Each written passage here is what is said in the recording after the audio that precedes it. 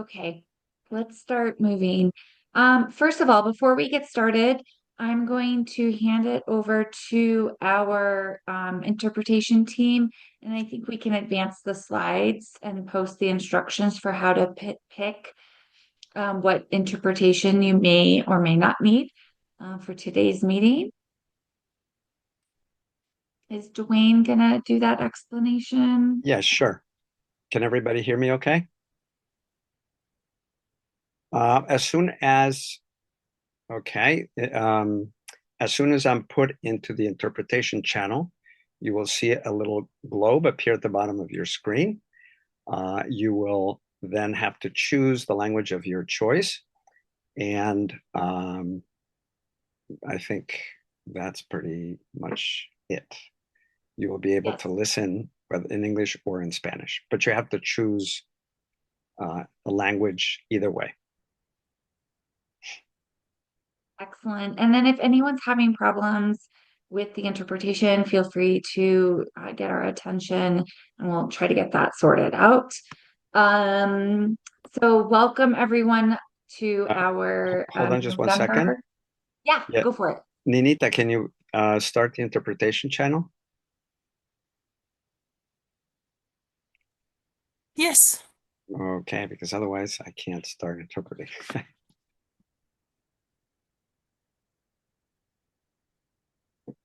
Okay, hopefully Dwayne has started the interpretation channel. Dwayne, feel free to come back in if that is not working properly. Well, if you Um, hear me, I'm not in the interpretation channel you're yet. not in the interpretation channel yet. So, Okay. There we go. I think it's working now because the interpretation globe at the bottom right-hand portion of my screen just popped up on my screen. So hopefully it has popped up on your screen. Take a moment to click English or Spanish. And I will also say thank you so much to the city for providing the service. The DOTI Advisory Board very much welcomes hearing the perspectives of all of our citizens. So thank you to DOTI for providing this service. With that, let's go through roll call. Paul, are you here to check to see if we meet quorum? There you are. I see you. And he's counting us all on the screen.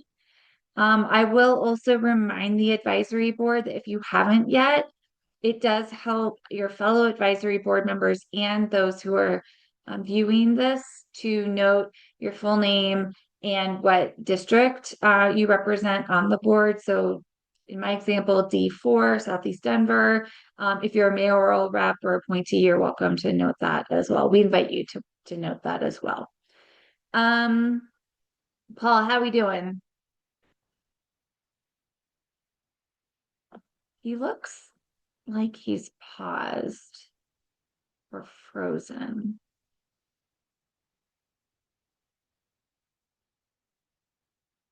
Paul, did we lose you? Yeah, we lost Paul. Okay. Um, let's continue on, and we'll come back to that because I'm going to recommend that we do not work on approving the minutes. They are not posted online yet. I do know that those materials were just recently Ninita, sent to Nanita.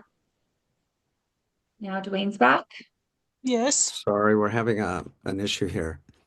Uh, Ninita, I think you're going to have to send me another link because I cannot choose the Spanish channel for the recording computer.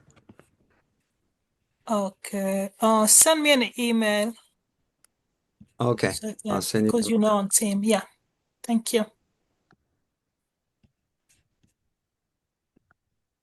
Okay.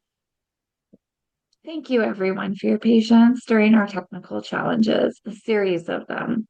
Okay, let's move on. I know we have a bunch of people who are here for public comment.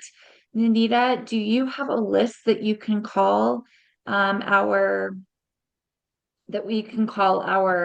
visitors up with? Yes, I do. We're gonna Awesome. start with I believe it's Ian. I'm sorry if I mispronounce your name. Ian French. Let me move Ian you to the Fresh. panelist.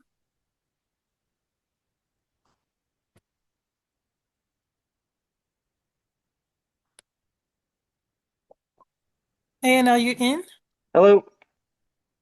Oh, go Yes, here I ahead. am. Hello, DOTI Advisory Board. I'm Ian Frash. I live in the Wash Park West neighborhood, and I want to voice my displeasure at the last minute change to the Alameda lane repurposing project. Um, so, first off, I live only a few blocks south of Alameda, and I cross it and walk on it very frequently to go to businesses there. I also drive on it sometimes, and I think it sucks for pretty much all modes and feels really dangerous when I'm driving on it. Feels like I'm going to hit the curb or I'm going to hit another car because it's just too many lanes squeezed into too narrow of a space. And when you're walking, there's like no buffer on the sidewalk from high speed traffic. Something as simple as somebody accidentally walking into you could literally end your life because you're that close to people flying by at 35, 40 miles per hour. Uh, and it's a huge barrier to the neighborhood as well. You see people, they walk, they hit Alameda and they turn. They don't want to cross because nobody wants to deal with that. And I think that DOTI had a really good plan to fix it by doing one lane in each direction with a center turn lane. And not only does the center turn lane help, but one lane in each direction narrows the street. So then we have a little bit of a buffer and it doesn't feel overly cramped and dangerous. There's a buffer between the travel lanes and the sidewalk. Um, and then at the last minute, there was, after DOTI said this was finalized, and we had meetings, public meetings at Lincoln Elementary School I went to, and we had a lot of great support, and they said it was finalized. It was supposed to be constructed, I think, this spring. And that's when somebody started complaining. Jill Anschutz made a website and got like a news article complaining about it. And DOTI pulled the rug out the last minute and said, no, we're half-assing it and we're not going to 3 lanes. We're keeping it at 4 lanes. So that buffer is no longer there. We're still cramped and it's still going to be dangerous conditions, although a little bit better. And I'm really, really disappointed to hear that. And I really want DOTI to restore the original design, which was what their professionals, their transportation and safety experts proposed and decided to pull last minute. And I'm sure they didn't want to change it. It sounds like people up at the top made the change, which feels very unethical to me. And this new design is going to be a lot less safe. So I would like DOTI to restore that original design, just say, hey, we made a little mistake. We're going to go back to what was originally planned and finalized because what happened with Jill Anschutz, that was not a public process. Those were not public meetings. So it feels very unfair and unethical. Thanks for your time. Thank you, Ian. Nanita, how many individuals do we have signed up for public comment? We have 2 more. That's all. Oh, 2 more. I will just say, since we do have a lot of attendees watching today's presentation, will you please raise your hand if you also intended to speak and did not get a chance to sign up so that Nanita can start to register, and I'll also try to keep note of who plans on speaking. Okay, with that too, Nanita, will you call the next individual while they're getting sorted out? I'll just remind everyone that we have about 3 minutes for each person to provide their public comment. If you begin to exceed 3 minutes, I will have to cut you short because we do have a lot of items on the agenda. I very much appreciate that you are here and providing public comment. We just have to also get through our meeting. So just keep that in mind as you continue on with your comments. Anita, do we have the next person ready? Yes, we have Amy. I believe she's already in the panelist. Great. Thank you, Amy. And thank you, Nanita. Welcome, Amy. Thank you. My name is Amy Kenray. I live in West Wash Park, and I'm also talking about the lane repurposing on Alameda Avenue. I'm here today because I'm frustrated that DOTI spent 6 years doing a traffic study, gathering feedback from our community with overwhelming support for the Alameda Lane repurposing project.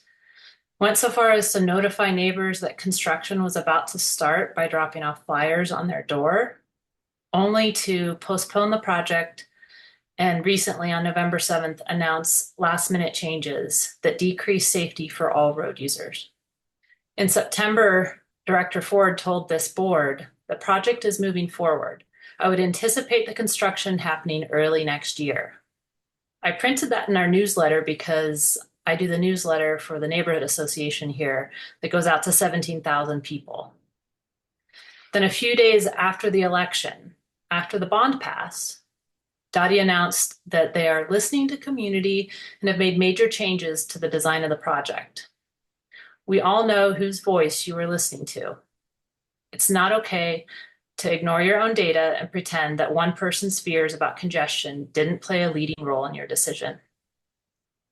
I want to call out 2 topics using DOTI's own data that I'm sure Director Ford will talk to you about later in this meeting. What she calls queuing or congestion and traffic diversion. Congestion. The volumes of traffic on Alameda are well under 25,000 vehicles per day, which makes it a perfect candidate for a 4 to 3 lane conversion, according to the Federal Highway Administration. At a 2020 public meeting, DOTI engineer Brett Boncourt explained the results of DOTI's traffic study. We see from 3,800 to 10,000 vehicles per day each direction. As a note, even in the segments where we see close to 10,000 vehicles per day, that's in the realm of what we expect one vehicle lane to handle, meaning this is a perfect candidate for a 4 to 3 lane conversion. It should not cause queuing and congestion. We're well under the 25,000 limit. Traffic diversion is the second topic. DOTI's traffic study showed 490 drivers would divert to Virginia Avenue. That's 1 vehicle every 2 minutes. Is DOTI saying that they changed the entire plan and delayed it by almost 2 years and is going to spend an extra $100,000 to avoid 1 car every 2 minutes on Virginia? DOTI's press release states that now the project won't end until the end of 2027, 2 years after it was supposed to be complete. If you're willing to hold the door open for the Anschutz family, the least you can do is listen to the people who live in the area, the ones without walls and private gates, who are desperate to stop the barrage of cars crashing into their homes. Thanks. Thank you, Amy. Anita, who is our next guest? So next, let me see. I think I already.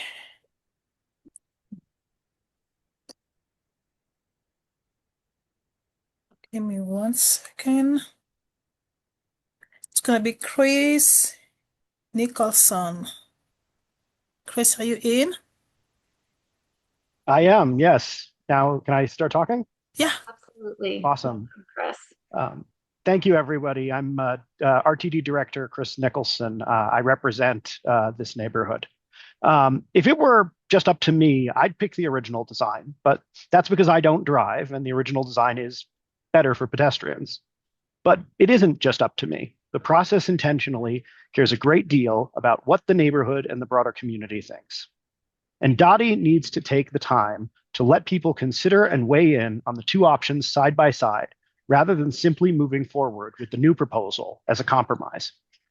Failing to give both plans equal public scrutiny will lead rightfully to distrust and the perception that city government has been rigged to benefit the rich. And to be clear, I don't believe that's the case here. I think DOTI staff are just doing their best to balance a ton of competing interests, but I get how it looks.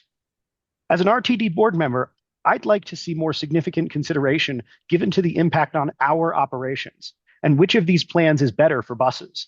I don't know what the answer is, but I think it's important that we have a good answer. Overall, I think this new plan might be the right one on balance. It might not. What I know is that stakeholders need a more complete process and deserve due consideration. It's taken years to get to this point. We should spend a few more months to make sure we got it right. Thank you. Thank you, Director Nicholson. Do we have any other individuals who intended to take part in the public comment today who are observing our meeting? If so, will you raise your hand so that Nanita can identify you?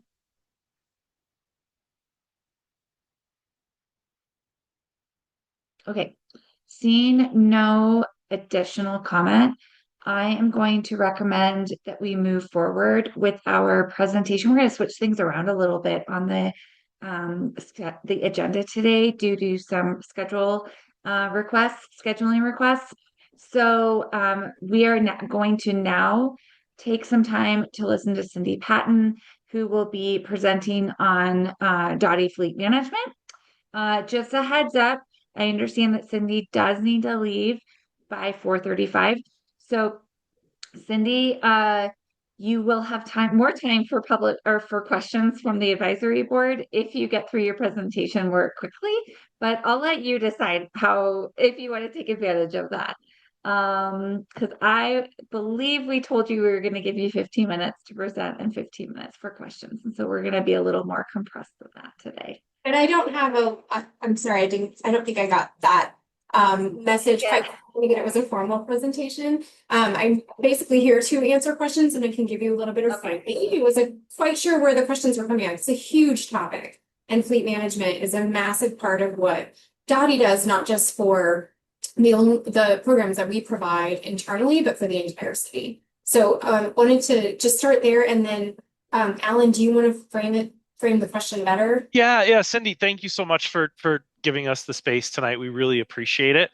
I think one of the questions that we had from one of our board members that wanted to invite you here tonight was, hey, what all did you learn from the city auditor's report? How have you taken some of those recommendations into consideration and implemented any of those recommendations as well? That was one of the topics that folks had. So, and anything else, obviously, that you want to chat about tonight?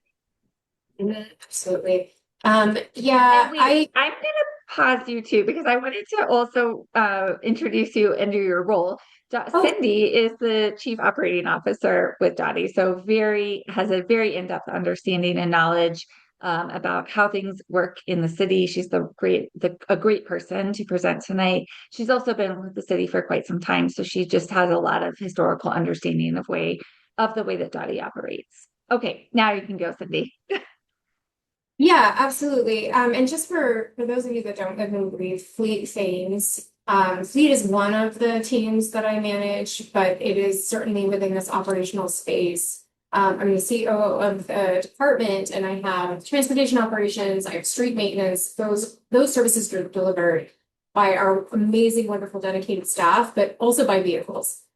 And by a range of vehicles that are from light duty, your typical sedans and trucks, to specialty vehicles like a sweeper, to heavy duty vehicles like a paving machine or a snow tandem with a plow attachment. So we've got all sorts of different vehicle types, and the way that the city's fleet program is set up is we're kind of divided into 3 fleets. DOTI's fleet, and it's DOTI managed fleet, where we manage our own internal vehicles as well as a number of other agencies. And then safety, DPD has its own fleet and DFD has its own fleet. We do not manage or repair those fleets. They prioritize their replacements separately from us. We do help them with a little bit of their paperwork, but all of that prioritization process and what gets replaced for safety are managed by those 2 fleets. Everything else is managed by us, and that's 2,500 different pieces of equipment. 1,500 pieces of those units are drivable, and about 1,000 of them are things like generators and trailers and variable message signs that have some sort of component that needs to be maintained, managed, inventoried, and given care and feeding as it requires. So we do a number of different things outside of repair and maintenance. We also manage the entire city's fuel program. So we procure the fuel, we manage the fuel stations, we make sure that they're operating, we make sure the tanks are full in those various locations. We do all of the vehicle replacement cycle for, again, just the fleet that we manage, those 2,500 different pieces of equipment. That's a round number. It gives you the sense of scale. The disposal of equipment, once it needs to be it's past its useful life, it needs to be surplused and off of our inventory. We manage the city's telematics system, and a telematics system, if you're not familiar, is video and basically an inboard or an in-unit device that helps track speed, where the vehicle is going, any short stops, whether it's following the rules of the road, and helps us give information about how our drivers are operating the vehicles. But it can also help in situations where we get hit by someone else or cut off by someone else, and the video is triggered, and we can demonstrate through our risk department that we were not at fault if there is a crash of some sort. So it's been a long road getting that implemented, but we're almost citywide now, and it's been quite a helpful tool for us, both in terms of really improving our driver safety score internally and really helping with those coaching moments to improve that incredibly substantially across the board, and also with that adjudication process through insurance claims and identifying who's at fault and reclaiming those dollars to help support the program. And we also do all sorts of compliance. So we're titling vehicles, we're registering them, we're making sure they're compliant with all of the emissions testing that's required, and we do all of the environmental compliance along with DDPHE, the health department, with any of those in-ground tanks that have fuel or other hazardous materials. So you can see it's a lot of various activities that are happening. And to be quite honest, I think it's a little undervalued as kind of the fuel, no pun intended, and the driver behind these wonderful services the city provides all the time, because the vehicles are silent. And again, a lot of these services, if you don't notice that there's any interruption, you just don't notice that they're happening. They're happening, and that's the way it should be. But what we've seen over the last few years is a lot of constraints citywide on our budgets. Obviously, that's a topic of conversation often here. But that's pressured us with our fleet replacement program. And we've been quite delayed in replacing some of these vehicles, because if you think about some of those, again, heavy duty vehicles or specialty vehicles, a fire truck can be upwards of $1 million. A paver can be upwards of $600,000. Like, these are not small investments, and it is a limited amount of money that goes across those three fleets, and we work together to disperse those dollars amongst those three fleets. So I wanted to talk a little bit about that replacement process, because I think, in short, the audit was a welcome partnership. And I don't often say that when we get audited, but I really welcomed the spotlight on this program, because it needs to be talked about as this kind of silent driver of city programs, and how it needs to continue to be a priority and something that's invested in to ensure that we can continue to deliver the same level of service that our communities have come to expect, and we can continue to improve on those levels of service.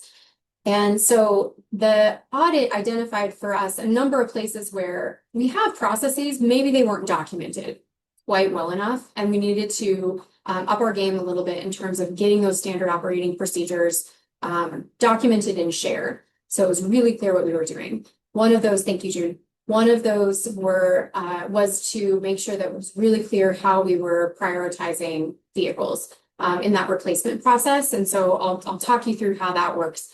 We, every year with our budget management office, we will, in conjunction, again, speaking for DOTI's fleet, we'll develop a vehicle replacement list based on things that are coming right out of our systems. I mentioned the telematics system. We also have a very robust asset management system that has every single vehicle that we manage in that, and actually it's shared across all three fleets. So we're all using the same system. We look at the age of the vehicle. We look at how that vehicle is being utilized, whether that's the miles that you're putting on the vehicle, how many times it's started, how long it's idling. A lot of that information is coming from telematics. The maintenance cost, how often it's fueled. We have a robust fuel system called Fuel Force that gives us information on how often it's receiving those those the fuel liquids. We do have that also for our electric vehicles. Of course, it's electricity and not traditional fuel. And then the type of service or maintenance that it received. And we're putting that all into an analysis that will help prioritize very objectively, just based on the data, how those vehicles should be replaced, how in what order. So we'll then work, and that happens January through March of every year. So we're working on that for several months, making sure that we get that all right. Then we work with, once we have that kind of objective list, we will look and collaborate with our customers to prioritize that. So you may have something that needs to get reordered based on a program need. So we want to get direct feedback from our customers to make sure that the replacement need reflects their actual needs and where they're at in that given year. Then we will give that list to BMO to give them a sense of what's on it. We'll look at that point at what's eligible to be replaced with an EV when that list continues to grow. If it doesn't seem like it's the time yet to replace it with an EV, this might be the case where it's a brand new type of vehicle or specialty vehicle that's being offered an EV, and we haven't seen it demonstrated that it can operate at the time durations that we need. Then we might take that offline, chat with CASR, set up some pilots. So we're doing a lot of back and forth on what is the actual program need.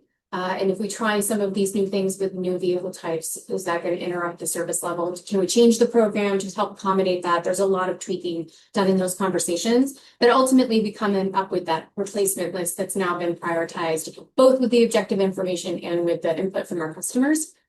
And then we work with BMO to understand what our target replacement number is that year in terms of the amount of dollars that are going to be allocated towards those replacements. And we finalize that and take it through the budget and what we call the long bill. And then that next year we get that funding finalized and we are off to the races trying to find those vehicles, which is the next task, and has gotten a lot harder as supply chain has changed since COVID. Ordering windows have gotten much shorter with manufacturers. And so we have had to get creative trying to find different trucks off lots and buy them from dealers, as well as through state contracts and other approved procurement methods. So that's an example of one thing where we've been doing this the same way, but it's not documented well. So we use the audit as an opportunity to look at all the different things that we need to just be more transparent about and get those policies on the books to share. So that was one thing that came out of the audit.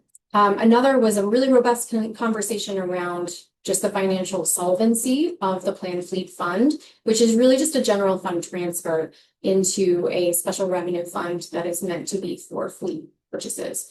So that conversation is ongoing. It's a tough time to have that conversation. To carve out more dollars to put into that fund is tough when there's a lot of competing needs. But we're getting better at using our information to make that argument and then show the trade-offs. We're making a lot of deep dives in that conversation as it relates to refuse vehicles, trash trucks, assisted side loaders, and demonstrating, okay, the useful life of those vehicles is 8 years. Once you hit 5-6 years, you're starting to make some really significant investments to replace one of the arms, for example, is about $25,000 a pop.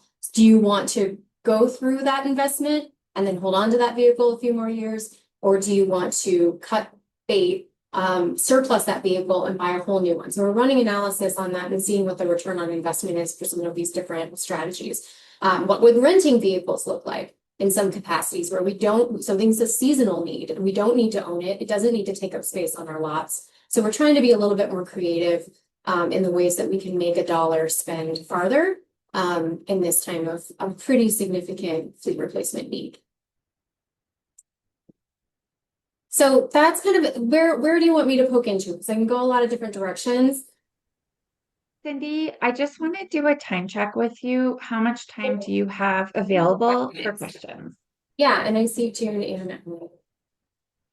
Oh gosh. Okay. Oh gosh. You're Yeah, gonna let's have do to be rapid fire, guys, if we're gonna get to Jake. So And I Alan. can come back if we really want to talk about the audit, and we will, it's about, we just passed the year mark of our audit, October 24th or somewhere in there was the date that it was published. We can talk about some of the their responses, and I can walk through each recommendation and our response in progress. Let's see how quick we can get through here. Now I also want to recognize, I see Omar also has questions as well. 5 deep. Okay, guys, real quick. Alan. I'll go really fast. No need to answer this. Just comment. I'm seeing a lot of cities like Boston, Seattle implementing e-bikes into their fleet program. So just want to add that for consideration, and I'll relinquish my time to others. Thank you. Yeah, very open to that. Thank you. We've had a DOTI vehicle or a DOTI electric bike for a long time, for several years that we share. But a citywide program, definitely something to look into. Awesome. Joe, what's your question? Okay, thank you. I have a couple, but I'll be really quick too. Cindy, I would like to talk to you later. We're working on with CASR of converting everything to EVs, and there's obviously some pushback from your, I don't know, directors, supervisors, or whatever, and rightfully so, that they're not really on board with the EVs yet. So I want to know a little more about that offline. Also, we're doing a master study. Well, it's not a master plan; it's a study of all the DOTI vehicles and all that. And so we're finding one thing is obviously, there's not enough mechanics. And so that's really kind of, well, if you go there, the downlines are like twice as long as I've seen in any other place. So is that part of the whole thing to do the downlines? The other thing is information we could never get from everybody. We know every vehicle, you've sent us that's in there, but we don't know where the vehicles live. We know which department they belong to, but we don't know if it's at Roslyn or if it's a Central Platte or if it's at Cherry Creek and all that. If you could put that in your database, I'd like to. But if you could send me, talk to you offline about that, because we're getting a one-sided story, obviously, but we are working for CASR, and so they have their opinions too. Yeah. Yeah, let's talk about that.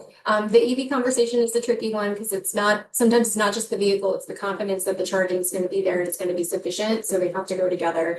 And that's some of the concern, along with the vehicle performance itself and making sure that's demonstrated. The vehicle location is a really tough one. It is not right now, the way that DOTI functions is once we have a vehicle, it's titled, it's registered, we issue it to the agency. And it could be an external agency, parks, animal protection, and then it's theirs to manage. So the location is not something that we track right now. It should be, and part of that is for space constraints. We have a lot of space constraints, especially at our operational centers for storage of things like signal pools. And so we want to make sure that the use of our space is highest and best. Okay, thank you, Cindy. June, how quick is your question? As quick as I can manage it. Okay. First of all, if you haven't read the audit, it's a fantastic look into this fleet management program. The reason why I think I was the one who asked for this, I think. You were. Yeah, the reason why I asked is because as I was looking at the budget every single year, fleet management would jump out as being like, wow, this is a lot of money going towards this. So my question is around recommendation around right sizing the vehicle fleet. Oh, and you asked this. Yeah. I kind of basically, as I was looking at it, I was like, okay, so what this is telling me is that our fleet is underutilized and oversized, but that obviously doesn't speak to the whole truth of what's happening behind the scenes in terms of fleet. So just talk me through some of your thoughts on implementing that recommendation. And just, if you're happy I asked that, just tell me, why are you happy that I asked that? Just tell me something. Because you're right. It is underutilized, but that's a really simple statement. And there's a lot more to the story in every case. We've been providing utilization information all the time for many years. And it's just kind of like, hey, FYI, this is your utilization information. And what we need to do is have teeth to that, because again, every dollar should have a purpose here and be actively used. And so we are in the middle of sending out these utilization reports and making active recommendations for which vehicles have flagged as severe, like grossly underutilized. Most of them are light duty. We're starting there. We've been starting with our own internal teams, but we've identified that, for example, more than 20 solid waste vehicles that are underutilized. And then that starts a conversation. So if they're never going to see service again because the repairs are just too much, we can go ahead and surplus them. If they're out of service, but they're really needed, they're just down and they could come back, then we can talk about, okay, what's the investment needed? So it's starting a really facilitated conversation, but the intention is to slim down the fleet entirely. And we've made no qualms about that. So That's a work in progress. It'll probably be through the next year. And then the goal would be to institute that as a regular process. So every year or every quarter, we're doing a utilization check. And if you flag, you have to defend why you should keep the vehicle. And if you can't, then it either gets moved to another department or it gets disposed. Awesome. Are we going to get a follow-up to this audit report published? Usually the auditor will have us back just after the first recommendation is due. So that should be early, like first quarter of 26. Okay. Great. I'm sure if I've got more questions, I'll email you. I was really happy to see this audit. Super happy you showed up. I'm done. Thank you so much, Cindy. Jake and Omar, we will explore having Cindy come back. And I think Cindy, it sounds like also from June's comment and exchange with Cindy, that I think you can also explore asking Cindy some follow-up questions. But we can talk about it as a advisory board if we want to have Cindy come back and go in a little bit more in depth into this topic. With that, thank you so much, Cindy. And we are so glad that you were able to briefly join us and give some updates. With that, go ahead. Thank you. You're welcome. With that, we are going to transition to a report from DOTI leadership. I believe I saw Nick. There's Nick. Nick, will you be giving the update? I will. Yep. And one item I'm gonna leave off, of course, is Alameda. Amy is joining us. I think she's on here. I know she's also having some technical issues, but I do believe she's on as a panelist now. And she will be going in depth in that. So I'm just obviously gonna leave that for her. Well, we'll have you just talk about everything up to Alameda. We could pause if there are any questions, and then we'll transition to Alameda. Which everyone, we have plenty of time to cover. All right. Thank you. I needed to hear that too. Few exciting items happened since we've last met. First, our budget, I don't know what to call it, passed, was put into effect on that. Just so folks know, there were ultimately going through the budget process, first reading, ultimately 10 amendments were approved to the budget. Probably most relevant to this group was an additional $1.6 million for DOTI's Safe Routes to School program. So excited to put that money to use on there. And then ultimately the next Monday for second reading, the vote was 6-6. We learned a lot about process. I learned a lot about tie votes. We had a number of amendments that ended up with tie votes. And for Denver, a tie vote means the motion fails on there. And so ultimately the budget did, the motion to approve the budget did fail. Luckily, this is not the federal government. We're not in a shutdown. Budget moved forward on there. And then what is ultimately, it's called the long bill, was passed just last night on there. So budget is moving forward on there. Obviously still a very tight budget on there. Council felt like it was appropriate to go a little bit deeper into the CIP. So our capital improvements program, the contingency budget on there. And that is, that was ultimately, it was made very clear kind of what the risk of that is when projects have cost overruns, which is very much not uncommon on there, but they felt that was appropriate, and that's certainly their prerogative as part of the budget process. And so that budget will go into effect on January 1st, and we're hoping for good sales tax revenue and better times ahead, because this was certainly, 100% the most difficult budget in my almost 8 years I've been at the city, just from coming through the layoff process and then going into that where some very difficult decisions had to be made to deliver what is required of us, a balanced budget on there. And so glad to be past that process. The council members I've talked to, I think they're glad to be done with the process too, and looking forward to hopefully a brighter 2026. Speaking of brighter news, I think most folks will be aware that all five bond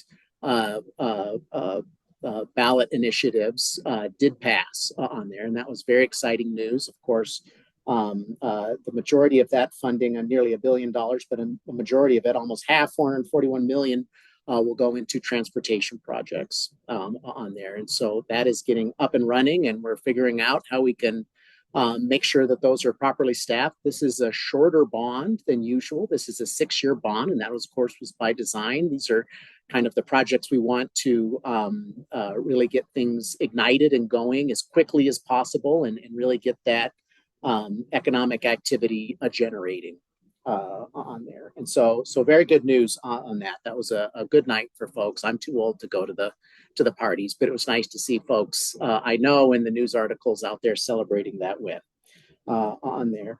Just a couple more minor items. Colfax BRT project is moving forward. I won't ask for hands, but there was a Archlift Halloween costume party last month for the Halloween. Glad to see that, and I've really appreciated kind of some of the fun stuff folks are doing around that, some of the other stuff to really try to support those businesses.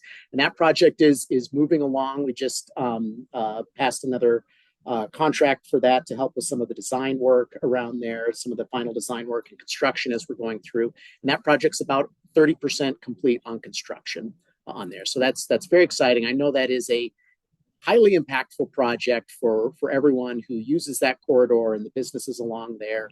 And DOTI certainly understands that and is doing what they can to mitigate those impacts to folks, and really just look forward to what I think is going to be a transformational transportation asset for the city when it is complete. So very excited to hear about that.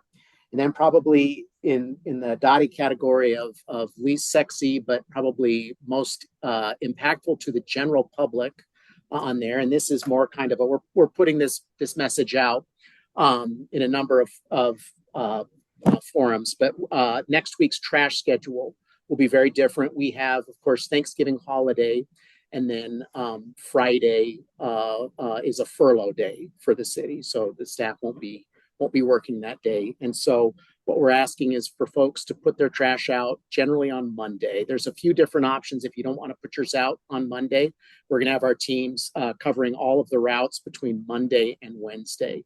We will not do recycling. We will not do compost next week on there. Just that's the only way we can get all of the trash picked up on there.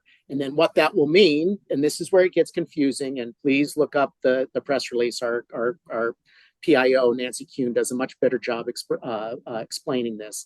But if your recycling was meant to be picked up next week, it won't be picked up next week. It'll be picked up the following week.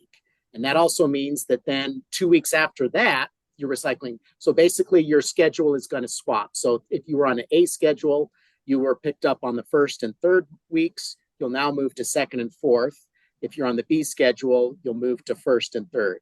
The best way to do this is hope that Eileen puts up a really helpful link, or making sure that you've signed up for the Recollect app that puts it on your phone, on the calendar on there. That will always tell you, especially now that we've gone to the biweekly trash or we've gone to the biweekly recycling. Jake, raise the roof for Jake.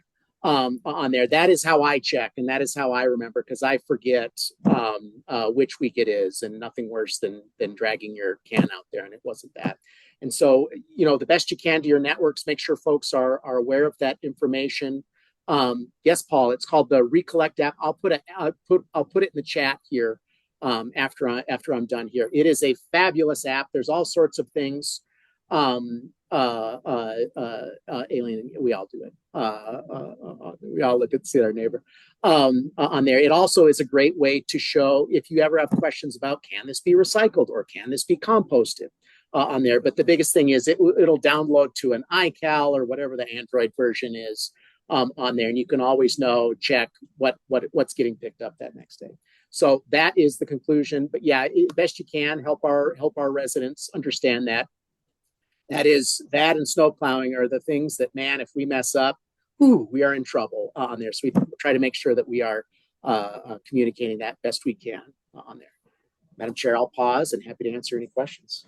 Yeah, who knew this might just become a best practice in learning how to figure out what trash to put out or recycling. Yeah. Okay, we got a couple questions, Jake and then Joe. I was just going to advocate really quick that the app actually is one of the better city produced assets. You can actually type in, like, Like I had like an old compact fluorescent light bulb that like I knew there was mercury in it, and like and I didn't know what to do with it, and like I typed it into the app, and the app is like, this is what you should do with it. But it all you can also set it to send you notification the night before to like put out trash bins. But even if you don't actually have solid waste services through the city, there's actually value in the app because it shows you how to recycle other things.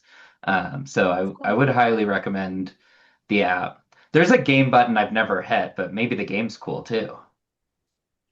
I agree, Jay. It is very helpful, and the bar is low when it comes to, I think, government apps out there. But no, it is a very helpful one. So thank you, and I'll pass that along to the team as well. Thank What's the name of the app again? Maybe I do need to get this app. you. Recollect, and I will. Yeah, Collect. Okay, I just typed it in for the rest of our. I don't think everyone else can see. But Recollect is the app. So um, any of our viewers, it's the Recollect or We Collect. like recycle, but recollect on there. And Recollect. if you just Google trash recycling and compost, it'll take you to the splash page. I don't know if that's the right term on there. You can download from there on there. In the Apple App Store, in the Apple App Store, at least, it's just called Denver Trash and Recycling. Yeah, Recollect doesn't pull it up on the App Store.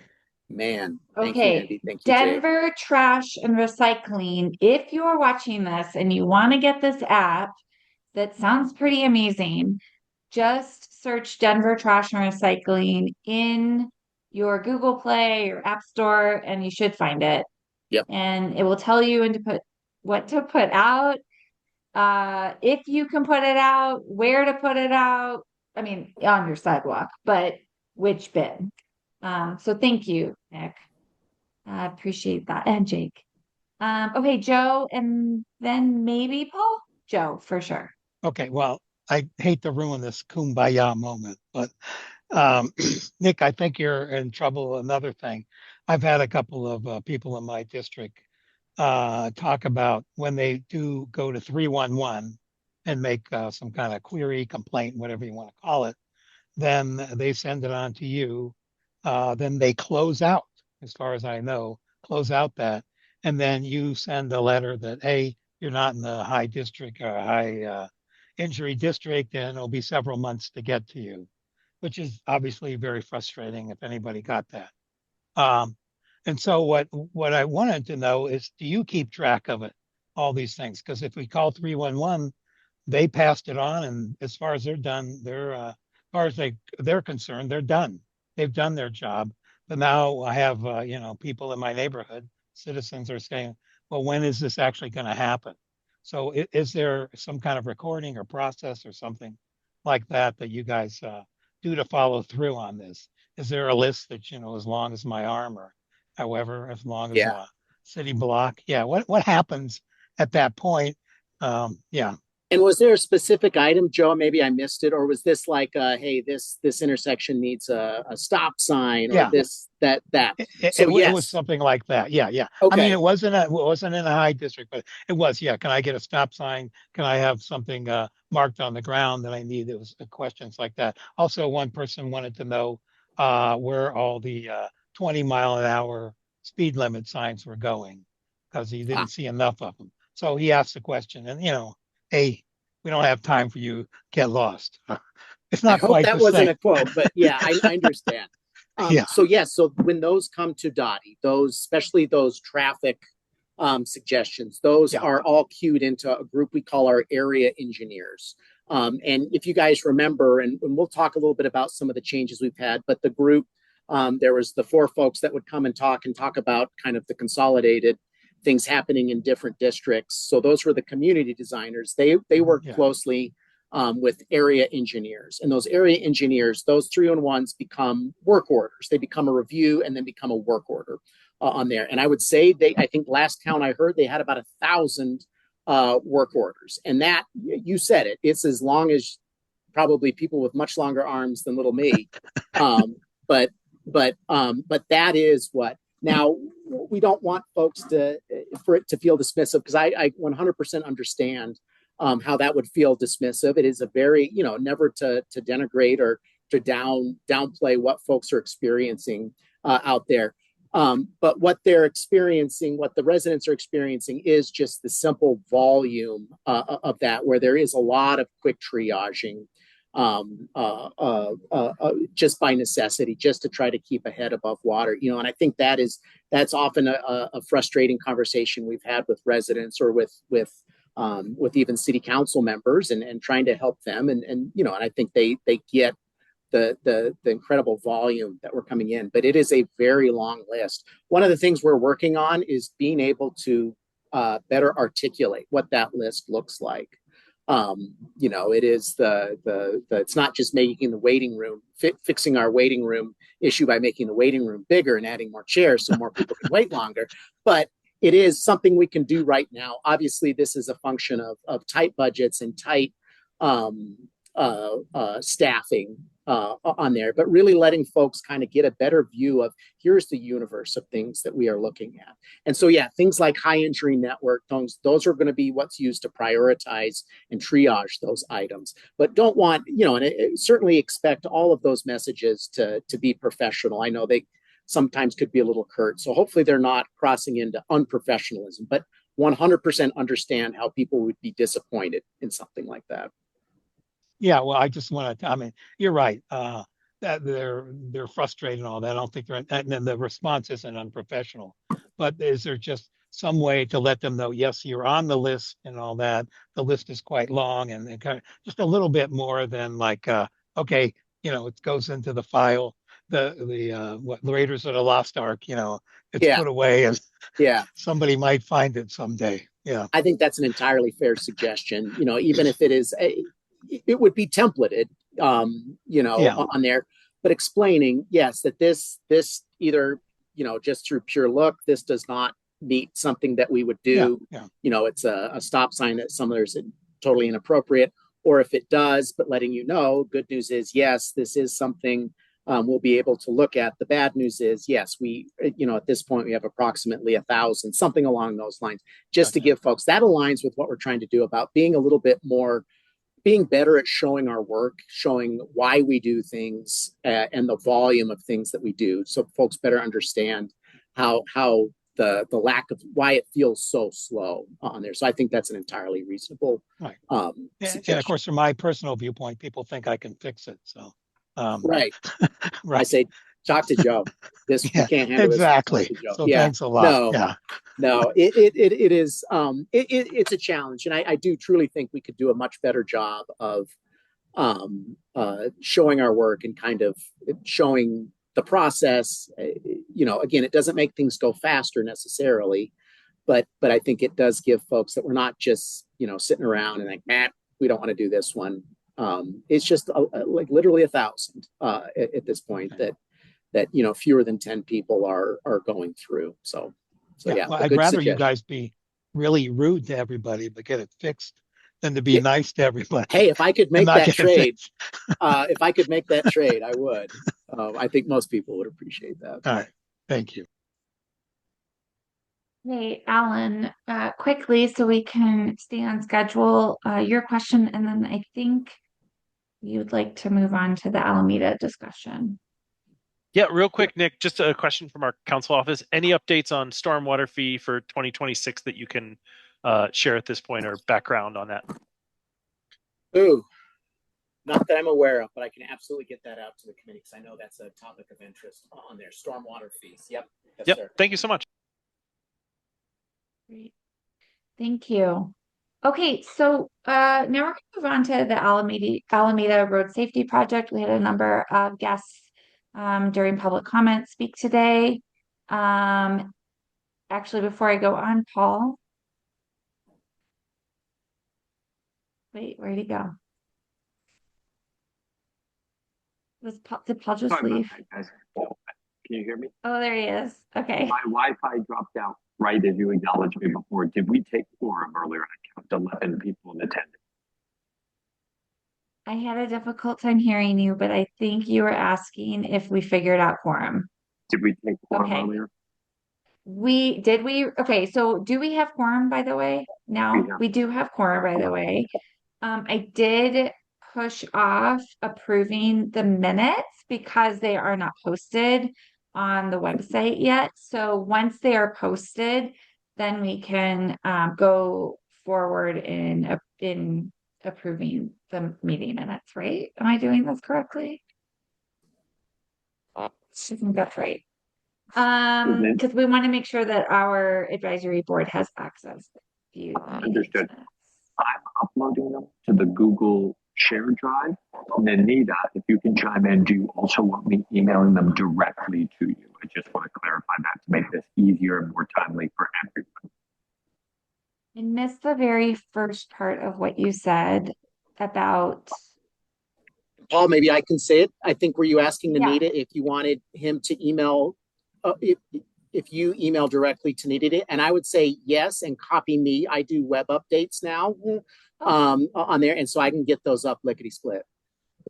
Okay, thank you, everyone. Okay, we'll go to the Alameda. We do have quorum if we wanted to pass anything. And we will continue with this Alameda road safety conversation.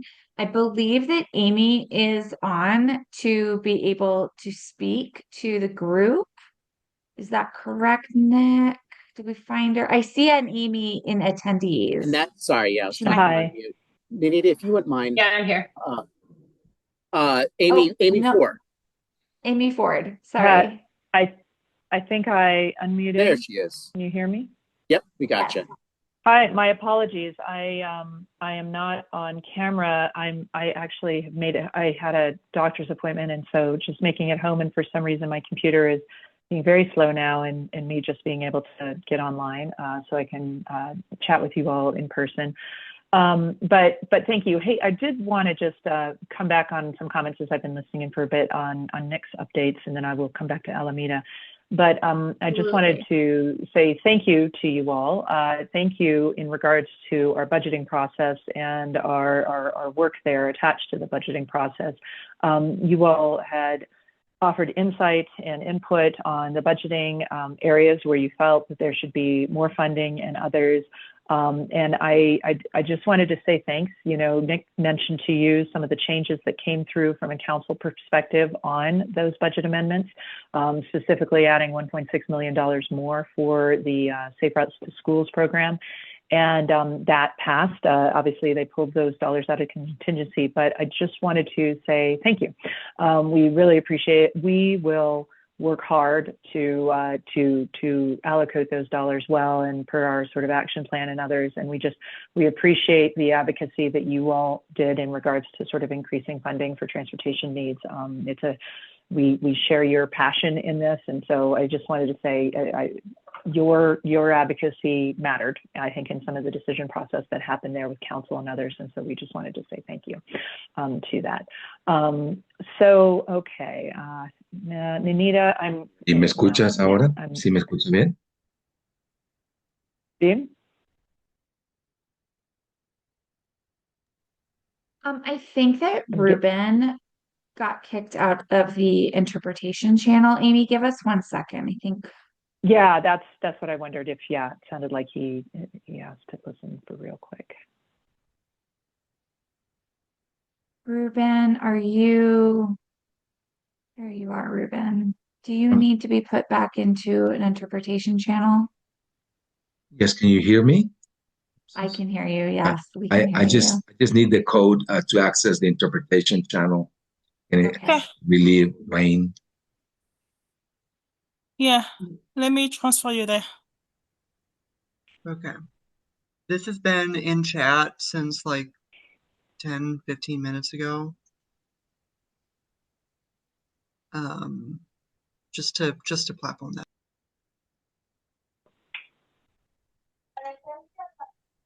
Got it. ¿Sí me escuchan ahí? Okay, Ruben is not in the interpretation channel yet.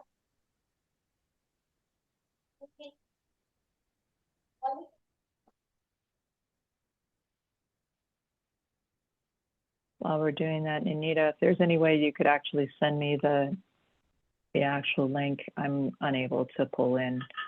I'm in this funny back end world that won't let me cut and paste and copy. Anita, Ruben is not in the interpretation channel yet. I just did Get transfer get him. get him in first. Yeah. Okay, Amy, I'm going to send you the link via team. Yeah, If that would be that may helpful. Thanks. work. Yeah. Okay. Yeah, I can't join with this other link. It's letting me join.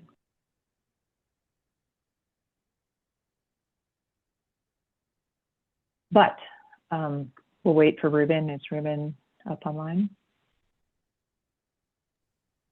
It looks like he's in an interpretation channel. We should be good. All right. Yeah, I want to echo that Ruben appears to be in the English interpretation channel and not the Spanish one right now.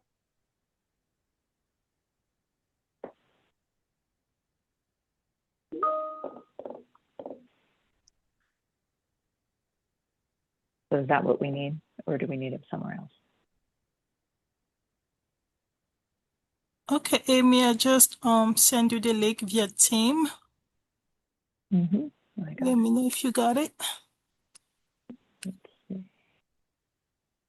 Nanita, I think that Ruben is in the English language interpretation channel. A lot of us that have chosen the English channel are hearing Ruben's, I believe, Spanish language interpretation. It showed to me that he's in the Spanish. Ahora Rubén está en el canal de español de interpretación. Okay, we're good, I think. Yeah, he's there. He must have just gone. He just Because when he's already changed. there, we can hear him. Yep. Dwayne, he changed. Okay, thank I you. hopped on the Spanish channel for just a little bit. I heard you, Ruben. Awesome. Okay, we're all organized. Okay, now, and I think Amy is all sorted. Ruben is all sorted. No. Amy, it is 5:03. We have about 40 minutes to go over your Great. comments, and we do want to have enough time for board members to ask questions because originally we had scheduled about 30 minutes time for questions. Yeah. Yeah, no, Okay, that's I'll fine. hand it over to you now. So, yeah, no, I'll just continue chatting here as I'm on the phone, and we'll figure out a way to get onto the call. So, but anyway, so to Alameda, then I wanted to just sort of chat just big picture, and then really just open it up for questions and others. And you know, I was here last with you all in September, talking about Alameda, and I told you that, you know, the project had not been paused and stopped, that we had been continuing to work on design and final design. And we had also been continuing to take public input as we had been moving through this entire process. As we're all aware, this has been a project and one that has been ongoing for some time, you know, and it goes back to the bigger picture of Alameda as a whole. Alameda, as we all know, is a high crash corridor, and it's a high injury network corridor.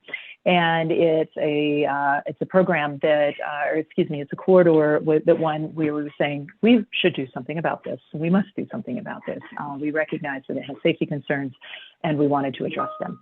And so as we were doing all of that, we sat and we went through a design process, as you're aware. You know, it's a few-year design process that we went into, and sat and worked with the public and others to say, what is it that we should do? And the priorities for this project, if you look, were how do we reduce the crashes on this corridor?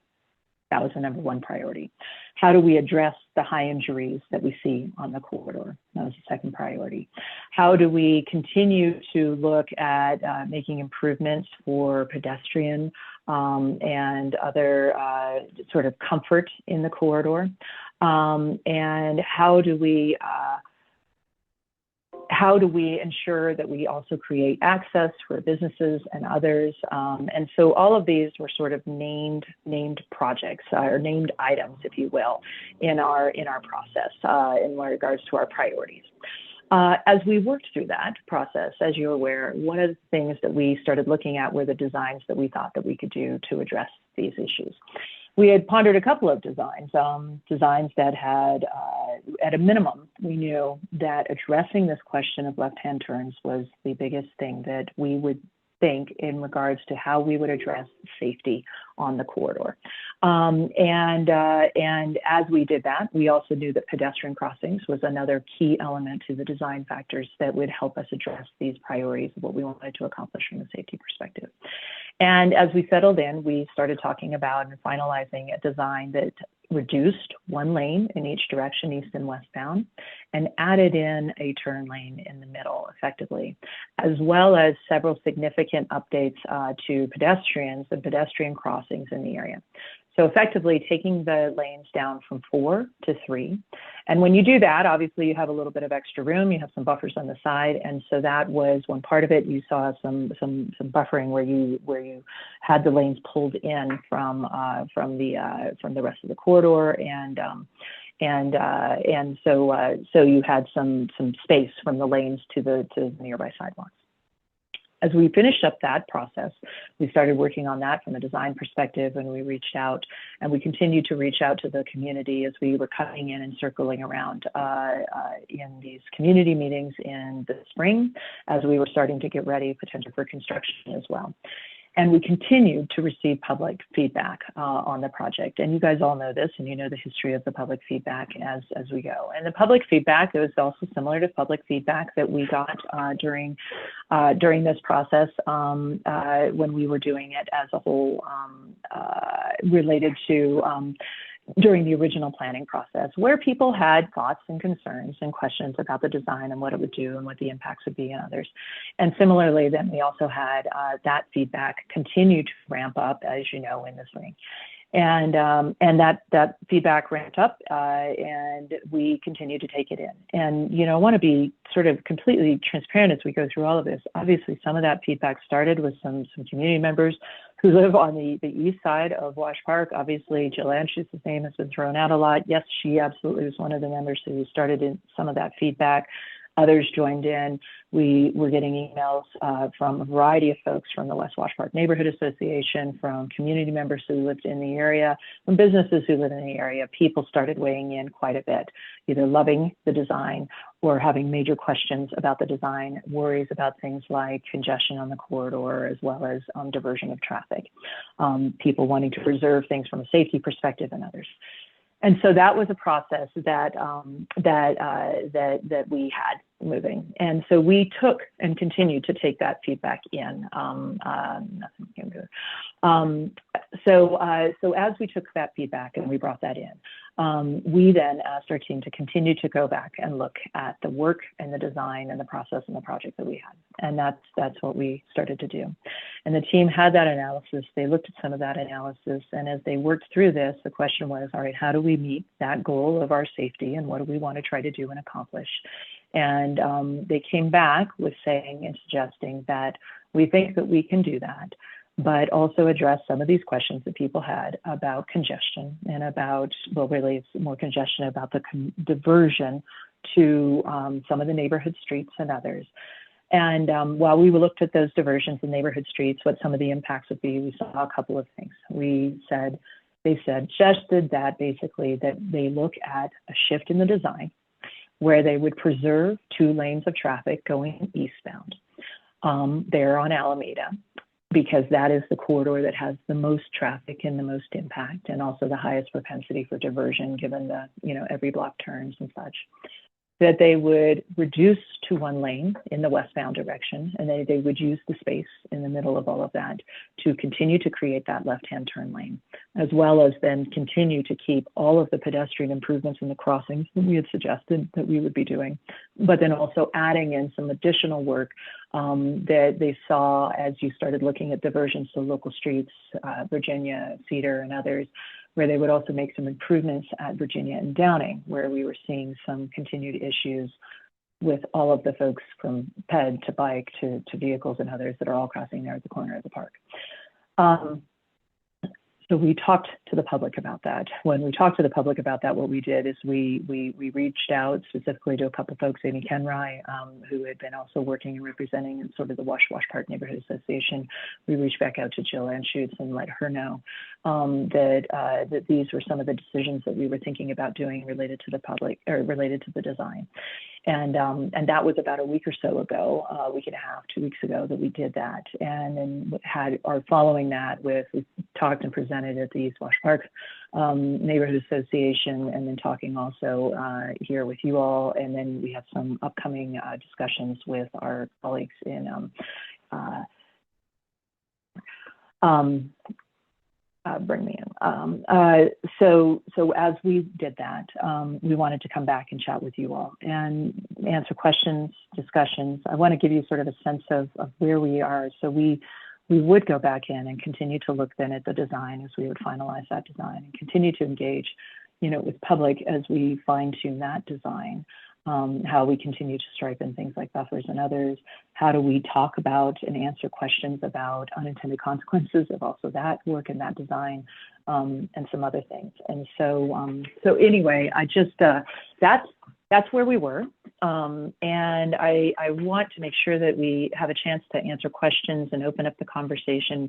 I apologize if I sounded a little scattered as I was trying to do that. I've still been trying to get into this meeting without any success. And but anyway, I'd love to just chat, answer questions, thoughts, comments, observations, etc. And we had appreciated also the feedback that you all have provided during this process as well. So.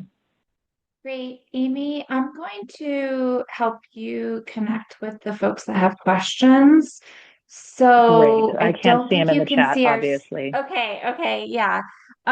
So we're gonna have June ask her question, and then Jamie Lewis will be next. Yeah. Okay. Hi, Amy. I know I already Hey, June.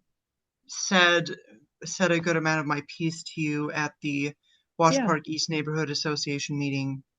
A few things I wanted to call out, because obviously, I'm extremely frustrated by this decision for a number of reasons. First, the claim that the number one purpose of this project is to reduce crashes from left-hand turns by degrading the project to maintain 2 eastbound lanes eliminates a lot of the safety gains in terms of making left-hand turns safer on the corridor. In addition, I've seen no promises that the new design will maintain the same diversions and elimination of left-hand turns that were in the original design, which is another important feature, right? So we had a roadblock, we had a final design that was going to be constructed. Are you maintaining all those?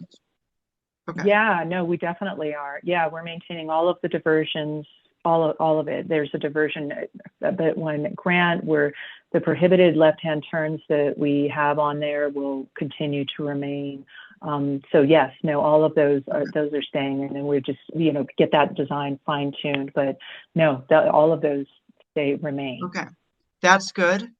However, still maintaining those two eastbound lanes on Alameda directly degrades left-hand turn safety compared to the original final design, right? In addition, the diversion concerns, again, the number that I heard was 500 vehicles per day onto Virginia, which is an additional 1 every 2 minutes. That is, frankly, an inconsequential amount of additional traffic. In addition, when I looked at FHWA guidance for road diets and at previous traffic counts, I saw Alameda back in 2018. Let me know if those numbers have changed drastically. In 2018, it was 18,000 ADT, which is 7,000 less than the FHWA maximum for road diets. So well under threshold. So given what I've seen about the basic engineering, also claiming that the pedestrian improvements are not going to be degraded by this design is just wrong. Part of the original design was the buffer for the sidewalks. We know the sidewalks there are narrow. We know, in fact, her name was Shonda. She spoke at the Wash Park East Neighborhood Association meeting. She knows someone who got struck on the back of a head by a car mirror going down Alameda, who was on the sidewalk. That would have been prevented by a buffer. That is a direct example of a crash, of an incident that happened on that roadway, which this new design would not change. Given all that, I fail to see how there's a good engineering reason for these changes. So without a good engineering reason, it has to be a political reason instead. That's the only conclusion I can reasonably come to. And when our department is prioritizing politics over safety, I'm sorry, we're just not adhering to our goals. We're not adhering to Vision Zero. We know that some of these improvements are sometimes unpopular with certain folks because they don't understand the engineering reasons or because they're worried and we haven't done enough to assuage their worries.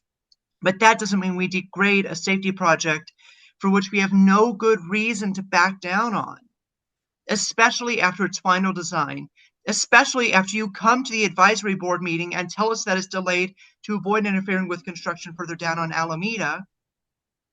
Instead, we were having backroom meetings with people and changing a final design and adding additional design costs on top of it in a tough budget year. I don't understand this. Sorry if I'm getting cross. This doesn't make any sense to me, except in the realm of politics. And our department should not be prioritizing politics over safety and people's lives on our roads, especially not when that change would actually cost us more money in a tough budget environment. June, No I'm gonna question. I'm done. pause you. I I have to know. say my piece. I appreciate that. I also just want to make sure that we give everyone on the advisory board I'm done. chances I've already to said my talk. piece to Amy before. I've gotten my questions answered. Everyone else, please take your. Thank you, June. Okay, Jamie and then Jake.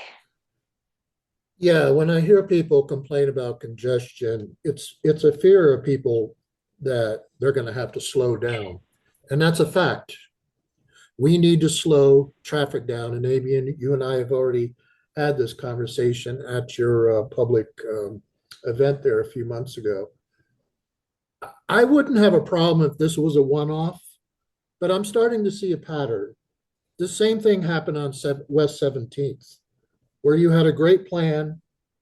Then all of a sudden you had some minority voices come up, and then either the plan gets seriously changed or it's diluted to a point where it's useless.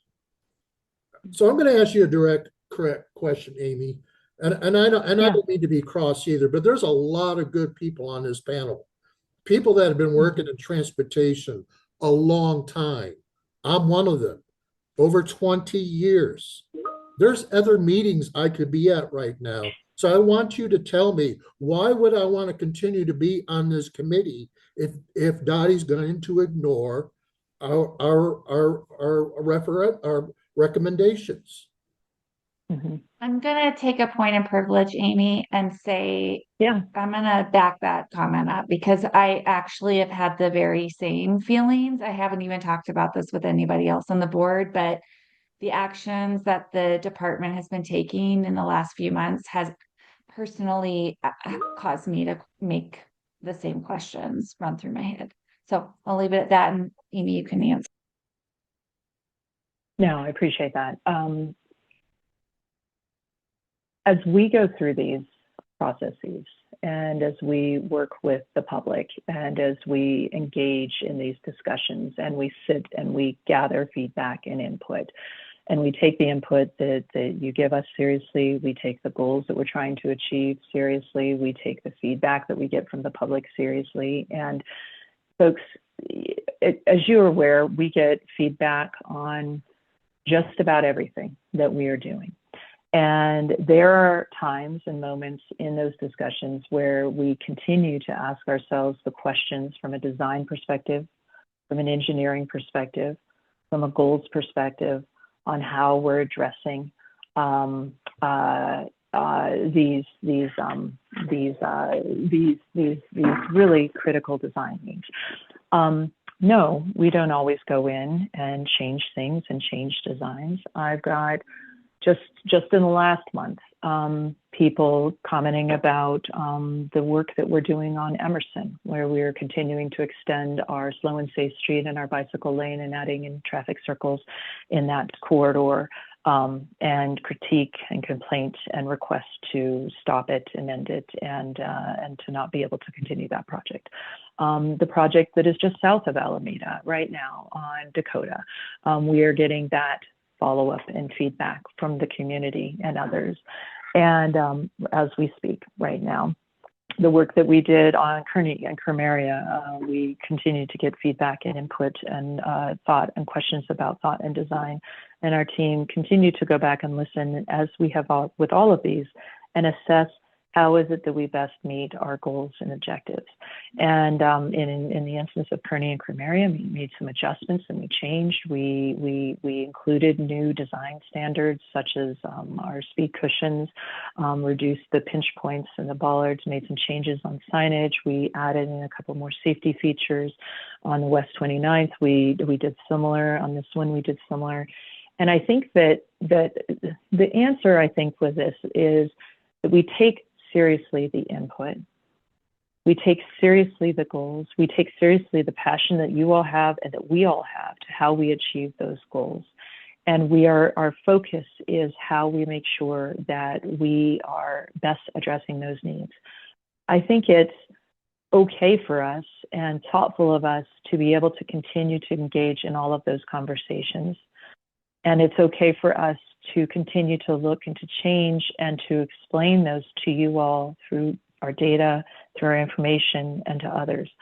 I hope that we have a reciprocal enough and flexible enough relationship to be able to take all of that input and feedback in. And no, we don't just always say something's political and someone doesn't like it and therefore we change it. We are data driven, we are thought driven, and we are looking at how do we create and balance the needs of these kinds of programs and these projects that we're doing. And why did we ignore the data on this project though? Because the staff ran data. But we didn't. Sorry for interrupting, but like you're saying we're following the data and we know that the staff's data was ignored. Also, I'm so sorry, but no. DOTI dropped off No, you guys. flyers to start construction on this project and then changed them after a lobbyist got involved. I'm sorry. No, that is not no. That is Please that correct is me. not what happened. So just super clear, and I said this to you guys in September, we paused this project on the construction side for my request because, and this had nothing to do with a lobbyist. I hadn't talked to anyone. I hadn't talked to anyone about them because this was a month or so before any of that. Because we had multiple construction projects happening in this area all at the same time, and is a huge impact to the traveling public between Alameda Underpass, the Alameda Bridge, which was just finishing, I-25 and Broadway, the upcoming Dakota, which would have put this whole area under construction all at the same time. And we are usually better about how we coordinate our projects and our impacts. And then this one, we had them all layer on, all in the same time, all in a span of several months. And so I specifically asked that we slow roll that so that we could adjust some of these timing of these construction impacts. So just so we're very clear there. Related to the data pieces of it, the data side of it, the assessments and the others, and we can sit and we can talk, is please talk to us and go back and have had the team and had some team members and others and our engineers go back and say what is happening with the diversion. What kind of impact do we see on the street? What kind of impact do we see in congestion and sort of the queuing and sort of how that is and what that impacts will go? What do we see those impacts? Can we mitigate? I'm sorry, Amy, the staff hold on. Please let me finish. Okay, I just want you to tell the truth because there are things that we have examples of things that are not matching up with what you're telling us, and that's really frustrating. Please feel free to share those examples. I tell nothing but the truth. And I apologize that I'm not looking at you on camera and I don't know who's speaking, but I absolutely will always tell you the truth. And so they reran and looked at all of that data. And as we sat and we pulled that in and we looked at that and we looked at the safety, what we are trying to accomplish with the safety, the data environments, and what kind of design that we thought would be best. The short answer is this: the safety is contained inside the left-hand turn. The safety is contained in the mitigations that we want to do inside the pedestrian crossings. We absolutely have impact with diversions, and we recognize that. We had made some calls on whether or not we think that whether or not we should try to mitigate that impact from the diversions or others. And in looking at this design, we felt like that actually addressed the safety and the data and the designs that we had along with the diversions. It doesn't completely solve it, I might add. It takes diversions from about 10% or so down to about 5%. But that is the data that was run. And if you're hearing other, I'd love to understand that, but that is what we did, and we did that over the summer and came through that process here into the fall. That's what we were working on. Okay, Amy, I'm going to pause you. This is Aileen. We've got 3 more questions from Jake, Omar, and Alan. I do want to get to their explicit questions. So, Jake, I'm going to let you ask your question, and then Omar will be next. Thanks, Aileen. Amy, I'm sorry about my temper, but like there's just some things that are not matching up with what we've heard from staff, what we've heard from the community. Please tell me. I'll get to it, but I think we're talking about design, and I could talk about design all day. I could look at a roll plot for hours with you, but I think what I really want to talk about is what it means to respect the people of this city. And this was wrong. And I think we should acknowledge that this was wrong. There's no way to look at it any different way. There's nothing that we can say that will make that different. One thing that I know about DOTI is that there are truly wonderful people in DOTI. There are wonderful planners. The planners that I've met are some of the most phenomenal people I've ever met, and they care about this city and they dedicate so much time to the city. There are wonderful engineers that give so much to the city. They spent years on this process. And then community members spent years giving up their weeknights, their time. They organized, they advocated, they filled out surveys, they worked on things. They met with DOTI. DOTI staff talked about congestion studies and then said they didn't have concerns, which is being negated a little bit tonight for the first time. And then we shared out they acknowledge we shared out construction notices earlier this year. And we dropped those off to residents, not in August, not in September, earlier this year, like spring timeframe. This is disrespectful to the citizens of the city, like period. And I think that we can maybe say that we made design changes that were better or not. We could debate that all day, but I think it's okay to say we messed up. This was not right. Like, this was not right because no one thinks that it was right. There's nothing that we're saying that is changing anyone's mind about that. And I think we just need to be honest about that because that's where the trust is broken. Like, this is a repeat of what we did on 29th Avenue, on 17. You could argue that it's a repeat of Blake and Market. This is bad governance. We have asked people to show up to these public meetings and give their time and give honest feedback. And if this is how we're going to operate, we should stop holding public meetings because it's not fair to the citizens of this city. It's really not. They can spend it with their family. The trust is broken. I think we can say whether or not this design is defendable, this is not right. We will do better because that's what everyone is demanding of this department right now. And I know I heard Jamie mention it. I know I mentioned it with Aileen. I sat down with my council member and talked about resigning from this board over this. Like, this is really bad, Amy. Like, this lack of governance, like, this is not okay. The trust is really, really broken.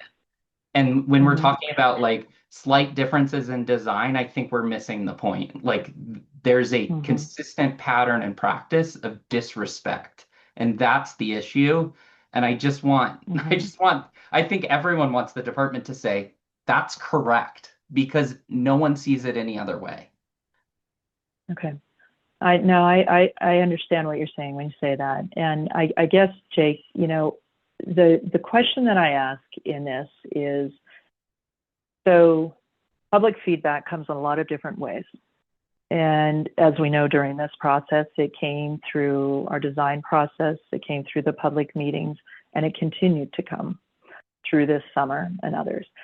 And so as I would suggest that it's thoughtful for us to continue to create an open environment where we listen, where we engage, where we talk, where we look carefully at ourselves and the things and the decisions and others and conclusions, as well as feedback that we are hearing from the public, and continue to have that engagement process as we design and build something that is designed to sort of say, to protect lives, et cetera. And I guess the question I would ask is, I would argue that it's not a sign of disrespect to continue to engage that conversation, which is what's happened. And yes, there are voices who are the minority. There are sometimes the voices that are in the majority. It can be feedback on all fronts. And it is incumbent upon us to be able to continue to listen, to engage. And so I would argue that that's a thoughtful process. One of the challenges that we also have is in the timing and the allocation of our process and the long periods of those engagements that last over 2 to 3 to 4 to 5 years, as we then come in to then finally constructing and building or otherwise.